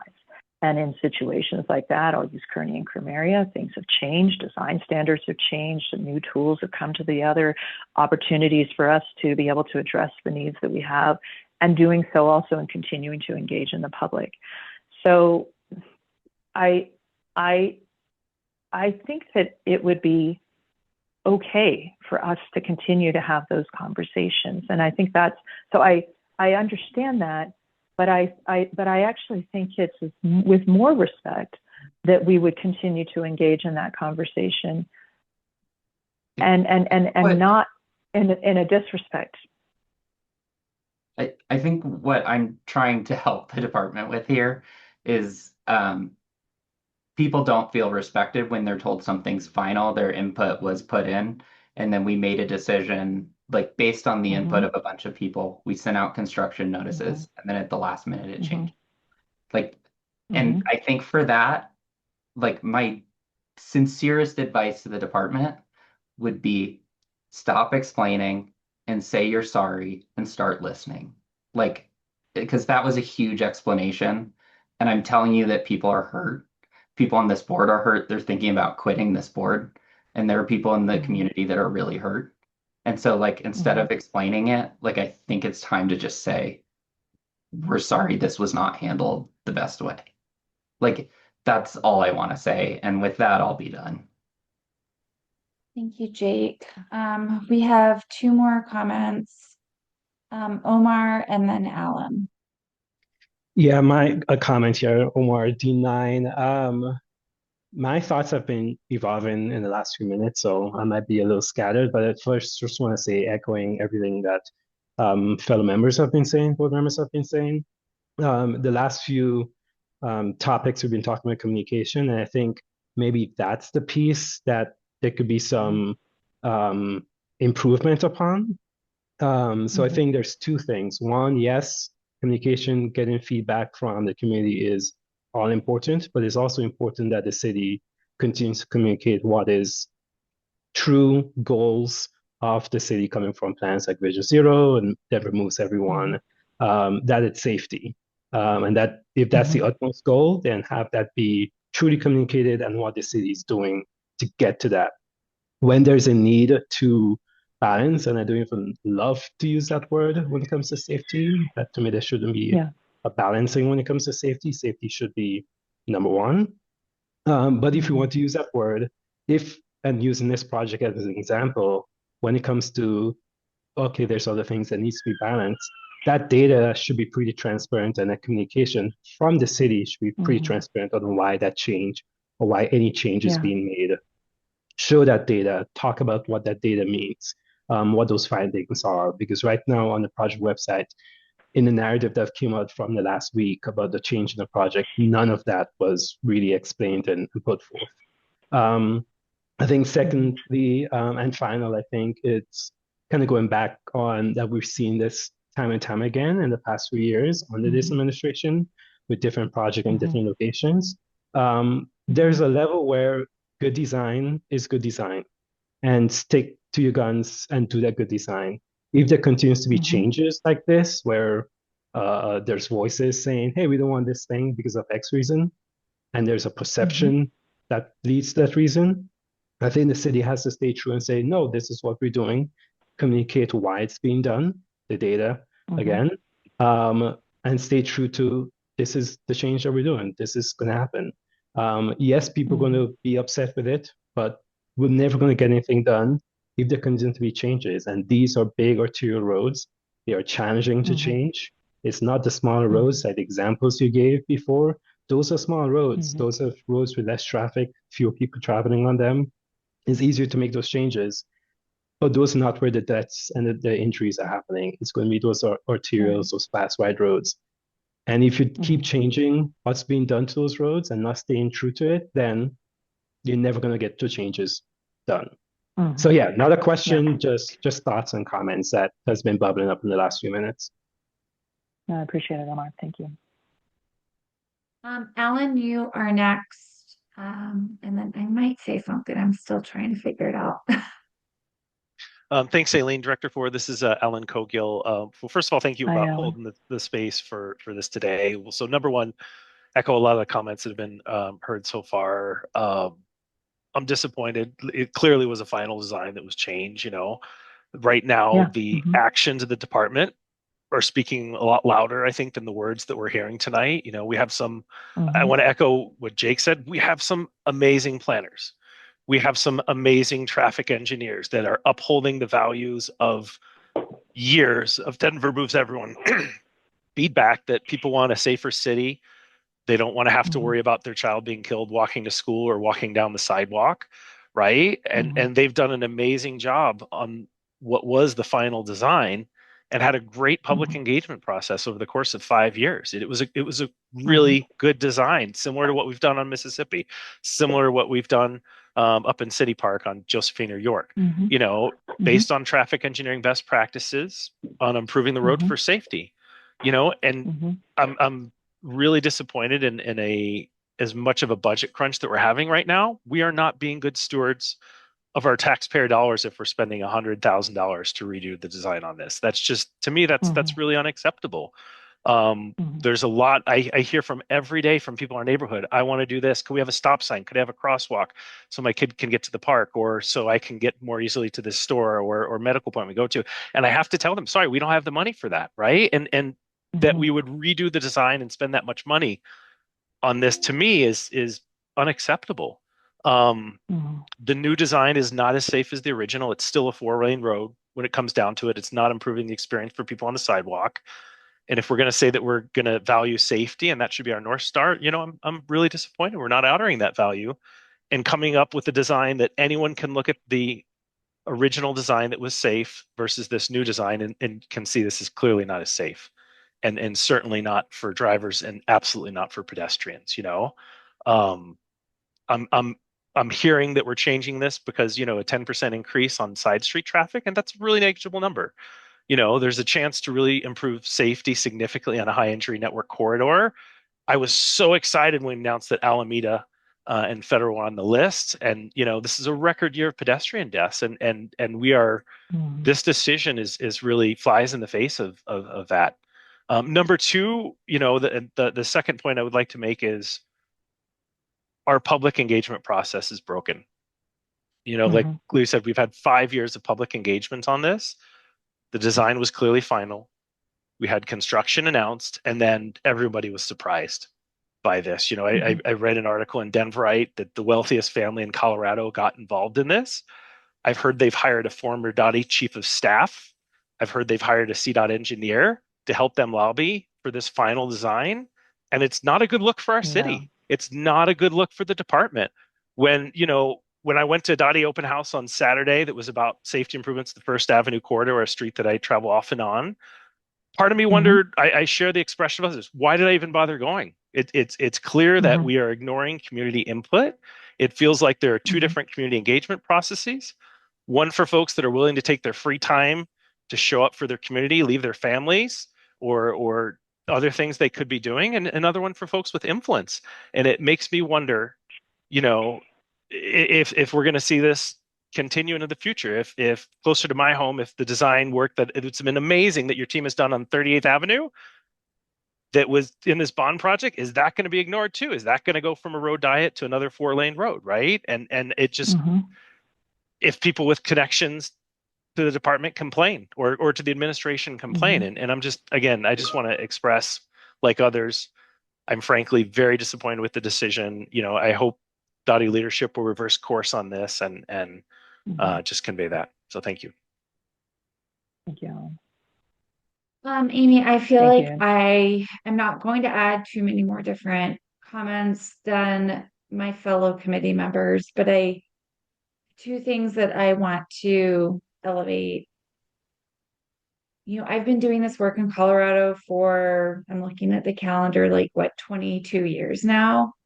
And I have been so impressed with our advocacy community in the city, how layered and nuanced it is, and how educated they are, and how much time and energy they spend poring over documents, getting different points of view and perspective. And the folks that participate in trying to make our mobility infrastructure in the city, quite frankly, just safer, not even like more beautiful or more efficient, or like just safer, because our Vision Zero numbers are the fatalities on our roadways is so high. Like that is their North Star. And they have spent so much time like learning about this and tapping into their own professional networks to be good advocates. They're not like very little funny business from this community. They are serious and they pour over documents. And what I am frustrated about is really similar to these folks, is that going back on the public process that these advocates participated in, open book, like they did everything by the book, that was undercut by a small group of individuals who had a lot of money and decided, I don't know, to me it seems like they just decided, we're not going to participate in this public process unless it gets too bad and we don't like it, and then we'll just pay for someone to come in and go around it. And that's what it feels like. That's what it feels like happened. My final comment is that what really has jazzed me about this and really like emotionally ties me to this work is when there was a little boy that died on Yale Avenue because he was hit by a car, because the street was designed in such a way that when an older woman lost control of the vehicle, she hit him and he died. And because my children were a little bit younger than that boy, and because I work in this field in mobility, I couldn't live with myself if I didn't spend some of my extra energy working to make the streets of Denver safer. And I am really struggling with if this is the best use of my time anymore because of this decision and other notable decisions earlier this year. And I'm just really struggling with this. And the next topic we have are board elections. And we won't open to that just yet, but I hope you see like why I don't even know if I want to do this in January, because my time might be better spent somewhere else. Yeah, I appreciate that. And I hear you guys' frustration, and I understand it. And I trying to think about, for us in how we do this and how we engage, and the follow-up and the feedback and the engagement that we have in these processes is valid. It happens. It doesn't always happen at all of the times that we look and we want. We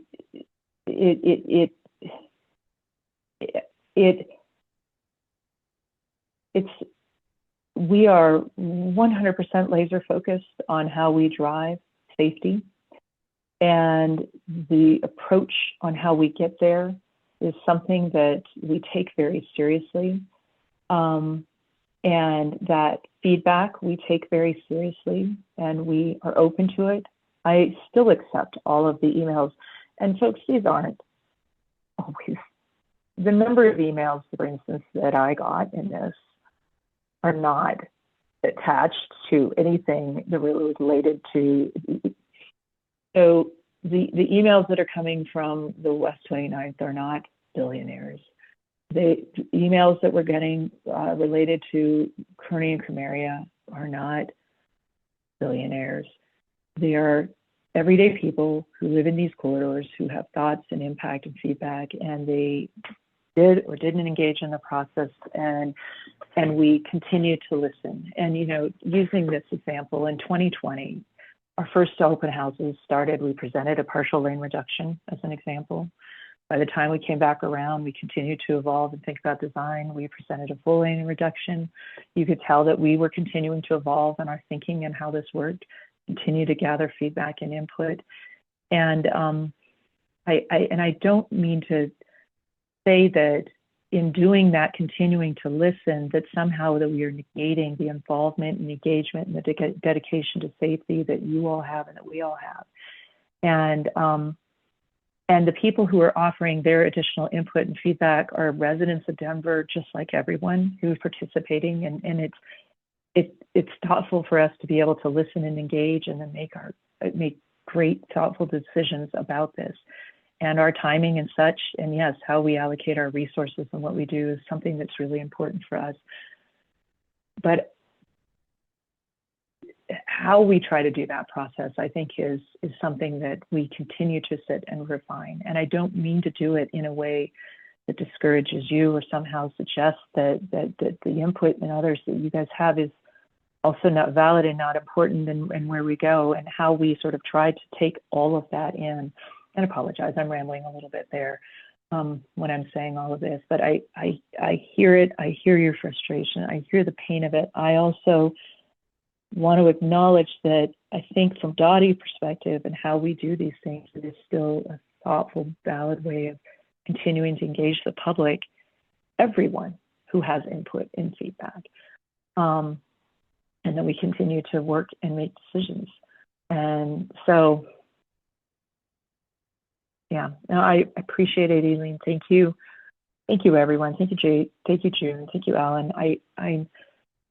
The last thing we want to do is disappoint you guys, and I know that that's part of this, and that is the fine line that we struggle with, as you noted, our incredibly capable planners and our thoughtful team members who engage and talk about this, and who spent the last several months over the summer asking themselves the questions about it again, and these are their thoughts and their recommendations and others, and so it's how we pull all of these pieces together. But thank you. Thank you for your comments. Thank you, Amy. For some reason, I wasn't able to add a note in the chat, but I just, since Paul brought it up, we're not that far behind on our agenda. We did plan for this. Jake, briefly, and then we will move on. Thank you, Amy. I really appreciate you sharing those thoughts. I think I just want to reflect on some things you said, because I think they're where I align value-wise with you. I want the members of this community to care and be civically engaged and feel like they're heard from their city. And that's what I loved in what you just said. I think where it hurts, and where it hurts me, and where I know it hurts members of our community, is when you outline a public engagement process, you communicate how people can engage, and then you close it and you deliver a final design, and then you listen to people that didn't show up, and then that's the last thing we heard is like feedback that's more important than the 5 years of the previous work. And I think that's what hurts. And I think, like, just my suggestion for you is, like, I think that intention you just expressed is what we all value, and that's what we share. And I think my suggestion is that this is why we have well-designed public engagement processes. And I just encourage the city to hold strong to that and revisit that, because the values you just expressed, I think, are our values. And I'd like to see that going forward. Thanks, Jake. Thank you, Jake. And thank you, Amy. Thank you for listening to us. I know that this isn't the most fun feedback, but we do appreciate you coming to talk with us today and listen to us. And I do hope we can move forward with better process moving forward. With that, we do need to move on. We have two final items.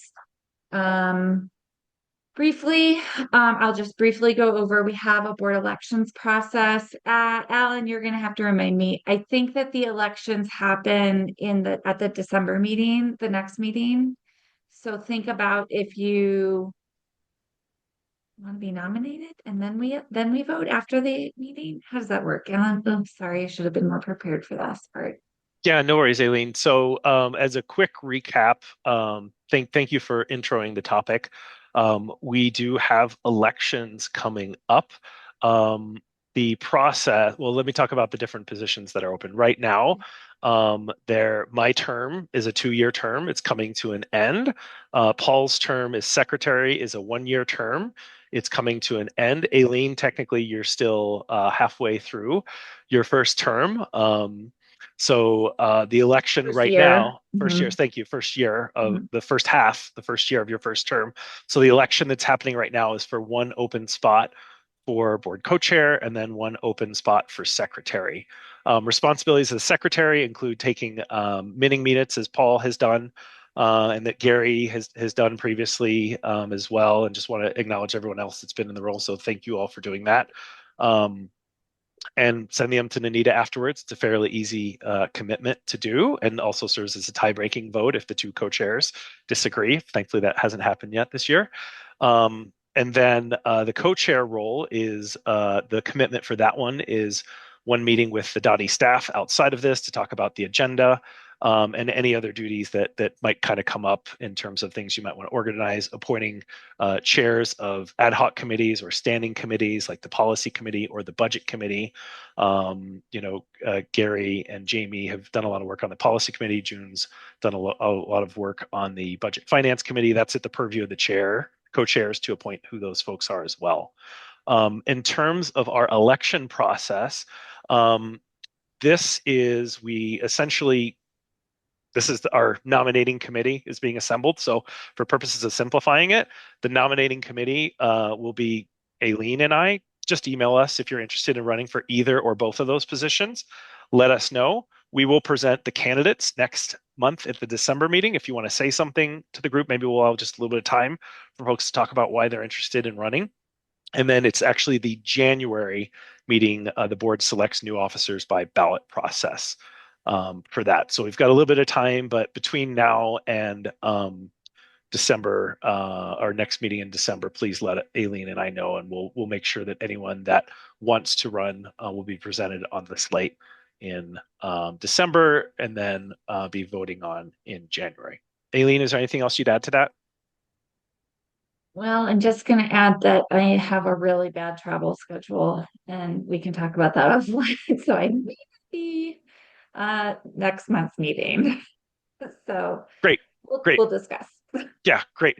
No worries at all. So we'll figure out some process, but certainly if you're interested, please let us know. Gary, go ahead. Yeah, I just wanted to mention there needs to be consideration for the duration of the appointments of all of us on the advisory board when you are considering one of these jobs. So that's. Yeah, I'm glad you brought that up, Gary. This has been actually the one change to the bylaws that we've made so far. We've set it up so you can run, even if your appointment is coming up before the end of the term. The board, I can't remember, I think it was actually right before Aileen, you ran, the board voted on allowing someone to run even if your appointed term is up before the end of the term of being an officer on the board. So just know that that is an option. So if you're interested in continuing but haven't spoke to your council member or mayor appointing authority and you're interested in leadership, please don't hold yourself back from expressing interest in it. But Gary, I'm glad that you did bring that up. So thank you.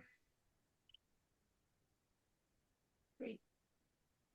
We have 5 minutes. And Gary, I think you also requested a few minutes to present on the policy from the policy committee. Is that correct? I'm not sure I requested it, but I'm happy to give a quick An update. update? Yeah, quick Yeah, update. There you go. yeah, okay.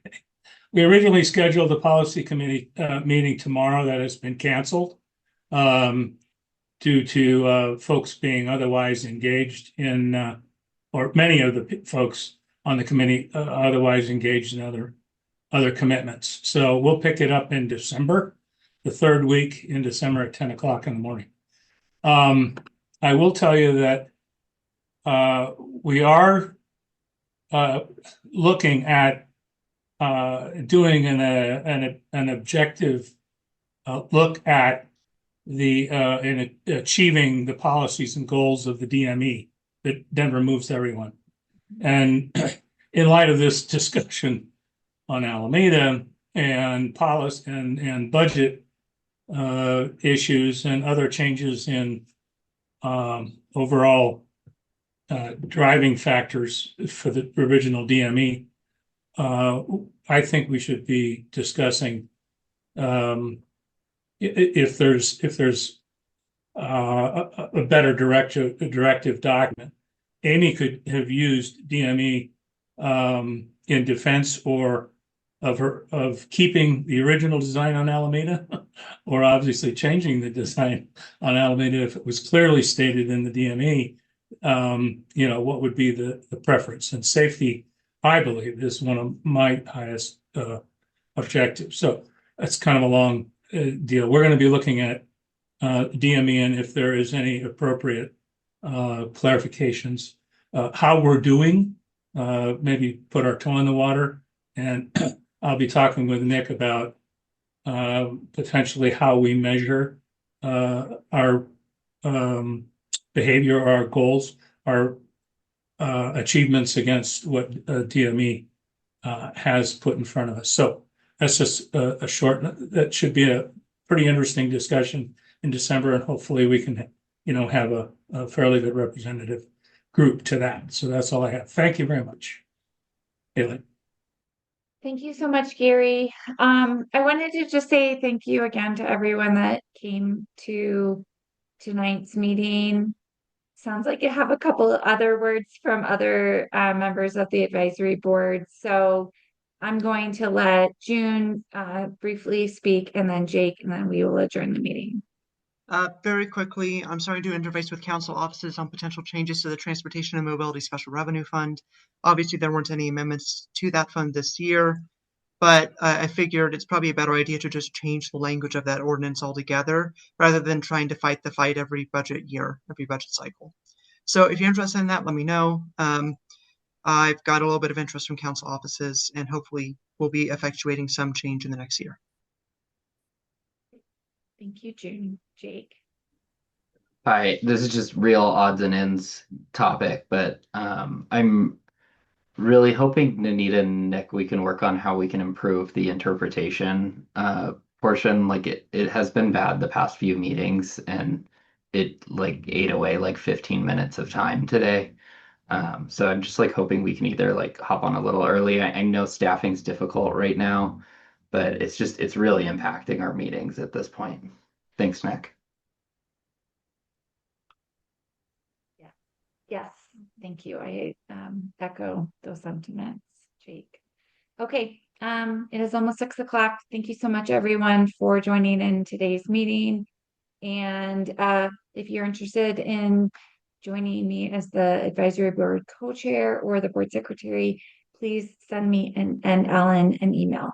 And with that, hope everyone has a nice Thanksgiving and gets a moment to spend time with friends and family and your otherwise most cherished people in your life.